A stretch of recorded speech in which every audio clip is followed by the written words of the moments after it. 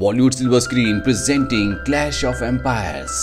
इस कहानी की शुरुआत आज से 12,000 साल पहले होती है, जहां पर हमें इंडोनेशिया का फ्लोरेस आइलैंड दिखाया जाता है, जो कि पूरी दुनिया से अलग है क्योंकि यहाँ पर जो लोग रहते हैं उन्हें हॉबिट्स कहा जाता है, जो आम इंसानों से कद काठी में बहुत छोटे होते हैं। ये लोग बहुत ही शांति प्रिय होते हैं और जब कुछ हॉबिट्स अपने गांव से कुछ दूर खेल रहे होते हैं, काम कर रहे होते हैं, तभी इनके ऊपर कुछ लोग हमला कर देते हैं जिन्हें जावाज कहा जाता है। ये लोग बहुत ही खतरनाक होते हैं, इनके पास बड़े बड़े जानवर हैं, इनके पास ड्रैगन्स हैं। अब यहीं से एक लड़का अपने गांव तक पहुंच जाता है, जो अपने पिता को, जो इस गांव के सरदार यानी कि मुखिया भी हैं, जिनका नाम सैम है, उन्हें बताता है कि जल्दी यहाँ पर जावाज आने वाले हैं। और तभी ये देखते हैं कि बहुत सारे ड्रैगन्स इनके गांव की तरफ आ रहे हैं। सभी हॉबिट्स अपनी जान बचाने के लिए यहाँ से भागते हैं। जावा यहाँ पहुंचकर इनके पूरे गांव को जला देते हैं और जब सैम अपने परिवार को लेकर भाग रहा होता है, तभी जावाज का लीडर उनके सामने आ जाता है। सैम के बेटे को उसे देखकर बहुत गुस्सा आता है क्योंकि उसने उनके बहुत सारे लोगों को मारा होता है। इसीलिए वो एक पत्थर उठाता है और उसके ड्रैगन पर हमला करता है। पत्थर ड्रैगन की आंख पर लगता है, जिससे जावाज के सरदार को बहुत गुस्सा आता है। इसीलिए सैम की पत्नी को अपने साथ अपने ड्रैगन के पंजों में फंसाकर यहाँ से उड़ाकर ले जाता है। और जब वो हवा में होता है तो सैम की पत्नी निशानी के तौर पर रास्ते में कुछ पत्थर फेंकती है ताकि इन पत्थरों के सहारे सैम उस तक पहुंच जाए। उसे पता होता है कि सैम उसे ढूंढने जरूर आएगा और अब सैम अपने दोनों बच्चों के साथ मिलकर अपनी पत्नी को ढूंढने के लिए जंगल की तरफ निकल पड़ता है। और तभी उसे रास्ते में एक पत्थर दिखता है। इस पत्थर को देखकर सैम समझ जाता है कि ये पत्थर उसी की पत्नी ने यहाँ पर फेंका है। और जब वो आगे जाते हैं तो एक एक करके उन्हें यहाँ पर 7 अलग अलग पत्थर मिलते हैं जो कि सैम की पत्नी ने फेंके थे। और अब सैम को पूरा आइडिया हो चुका है कि जावाज उसकी पत्नी को और उसके गांव के बाकी हॉबिट्स को किस तरफ ले गए हैं। वहीं उन जावाज को दिखाया जाता है जो सैम की पत्नी को और बाकी हॉबिट्स को चट्टानों के बीच में एक जगह ले जाते हैं जहां पर ये जावाज रहते हैं। दरअसल बहुत जल्दी इनका एक बहुत बड़ा फेस्टिवल आने वाला है और इस फेस्टिवल के दिन ये इन हॉबिट्स को खाने के तौर पर इस्तेमाल करेंगे, यानी कि इन सब को अब बहुत जल्दी मार दिया जाएगा। वहीं सैम को जंगल में दिखाया जाता है जो अपने बच्चों के साथ सबसे पहले उन लोगों के कबीले में जाता है जो कि नॉर्मल इंसान है, जिनकी कद काठी बड़ी है। यहाँ पर वो 3 आदमियों को देखता है जिसमें एक का नाम पैंथर होता है। ये एक बहुत बड़े जानवर का शिकार कर रहे होते हैं। सैम अपने बच्चों के साथ वहीं झाड़ियों के पीछे छुप जाता है और देखता है कि पैंथर किस तरह से अपने लोगों के साथ उस जानवर का शिकार कर रहा है। लेकिन वो जानवर बहुत शक्तिशाली होता है। वो पैंथर के आदमियों पर बहुत बुरी तरह से हमला कर देता है, साथ ही वो पैंथर को भी गिरा देता है। और इससे पहले कि वो पैंथर को मारता, यहाँ पर सैम बाहर आ जाता है और उसके पास जो पत्थर होता है जो उसकी पत्नी ने ऊपर से नीचे गिराया था, जो कि एक चमकीला पत्थर है। सैम उस चमकीले पत्थर से सूरज की रोशनी का रिफ्लेक्शन उस विशाल जानवर की आंखों में डालता है, जिससे उस जानवर को दिखना बंद हो जाता है। पैंथर इस मौके का फायदा उठाता है और उस जानवर को मार देता है। और अब वो सैम से पूछता है कि तुम कौन हो और यहाँ पर क्या कर रहे हो। सैम पैंथर को पूरी कहानी बताता है कि जावाज ने हमारे गांव के ऊपर हमला किया, हमारे पूरे गांव को जला दिया और साथ ही वो मेरी पत्नी को और हमारे गांव के बहुत सारे हॉबिट्स को उठाकर अपने साथ ले गए। मुझे तुम्हारी मदद की जरूरत है ताकि मैं अपनी पत्नी को और अपने दोस्तों को छुड़ा कर वापस ला सकूं। पैंथर की सैम ने जान बचाई है, इसीलिए वो उसकी मदद करना चाहता है, लेकिन सबसे पहले उसे अपने कबीले के सरदार की परमिशन लेनी होगी। इसीलिए वो सैम के और उसके बच्चों को अपने कबीले के सरदार के पास ले जाता है और बताता है कि जावाज ने इनके गांव के ऊपर हमला करके इनके पूरे गांव को जला दिया, साथ ही इनके लोगों को अपने साथ बंदी बनाकर ले गए। हमें इनकी मदद करनी चाहिए। लेकिन कबीले का सरदार साफ साफ मना कर देता है। वो कहता है कि हम जावाज के खिलाफ नहीं जा सकते, हम उनसे युद्ध नहीं चाहते। मैं तो कहता हूँ कि इनको भी यहीं पर बंदी बनाकर रख दो ताकि जावाज जब आए तो हम इन्हें उनके हवाले कर दें। हालांकि पैंथर ऐसा नहीं करना चाहता और उसे कबीले के सरदार का हुक्म मानना पड़ता है। पर जब रात हो जाती है तो पैंथर सैम के पास आता और कहता है कि मैं तुम्हारी मदद करूंगा, मैं तुम्हारे साथ अपने साथियों के साथ चलूंगा।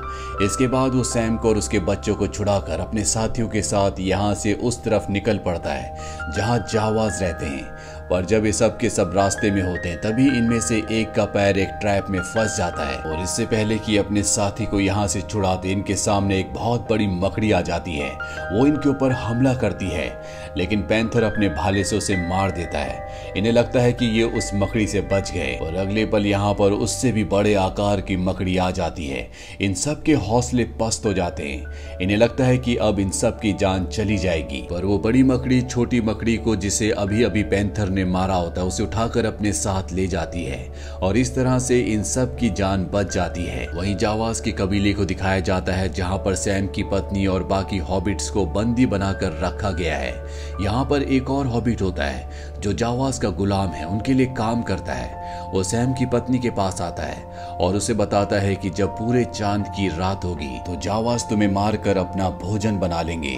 वहीं हमें सैम, पैंथर और उनके साथियों को दिखाया जाता है जो लगातार जावास के कबीले की तरफ बढ़ रहे होते हैं। रास्ते में इन्हें एक जगह मिलती है जहां पर खाना बनाने का सामान होता है। ये समझ जाते हैं कि जावास यहाँ पर रुके थे, उन्होंने अपने लिए खाना बनाया था। लेकिन तभी पैंथर के एक साथी का पैर एक ट्रैप पर पड़ जाता है जिससे उसकी मृत्यु हो जाती है।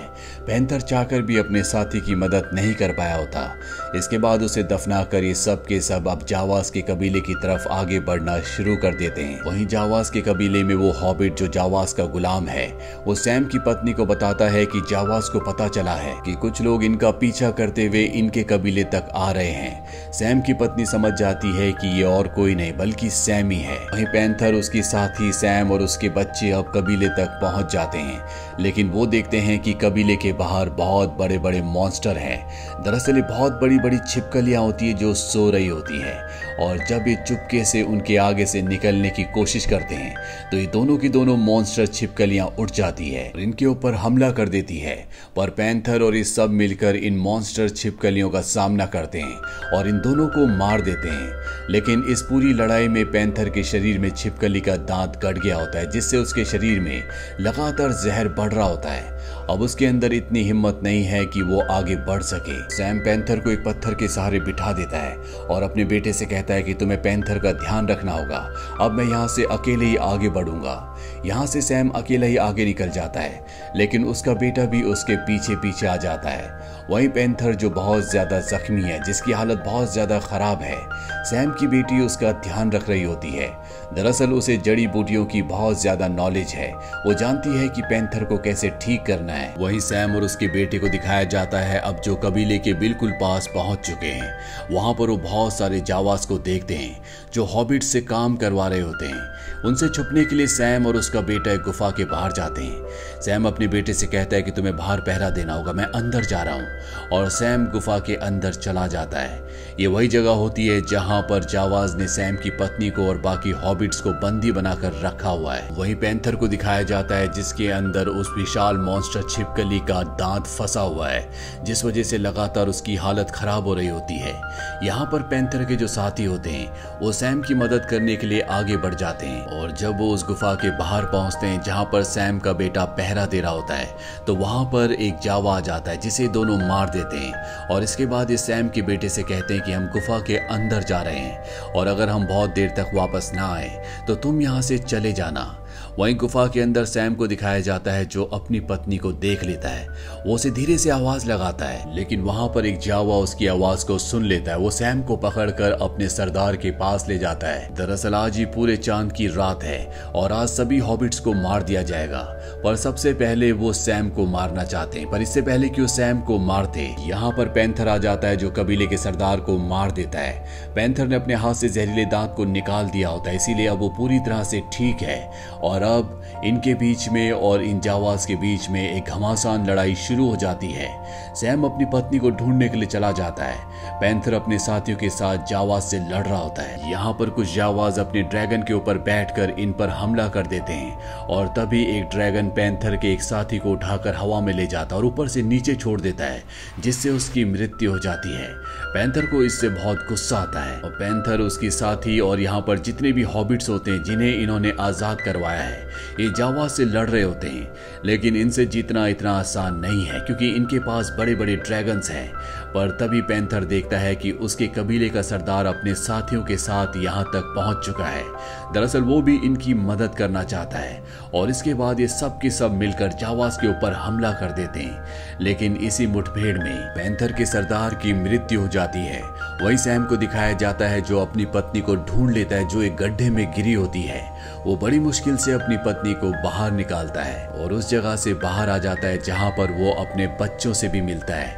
यहाँ पर जावास को पूरी तरह से खत्म कर दिया गया है। अब क्योंकि पैंथर के कबीले का सरदार इस दुनिया में नहीं रहा, इसीलिए पैंथर को कबीले का सरदार बना दिया जाता है। और इसके बाद सैम अपने परिवार के साथ, अपने हॉबिट दोस्तों के साथ अपने रास्ते निकल जाता है और पैंथर जो कि अपने कबीले का नया सरदार है वो भी अपने कबीले की तरफ निकल पड़ता है। इसी के साथ ये कहानी यहीं पर खत्म हो जाती है। ये फिल्म ईयर 2012 में रिलीज हुई थी। IMDb पर इसकी रेटिंग है 2.2। आज तक हमने जितनी भी कहानियां आपको सुनाई है, इस कहानी की रेटिंग सबसे ज्यादा डाउन है। आप जरूर बताइएगा कि आपको ये फिल्म, ये कहानी कैसी लगी।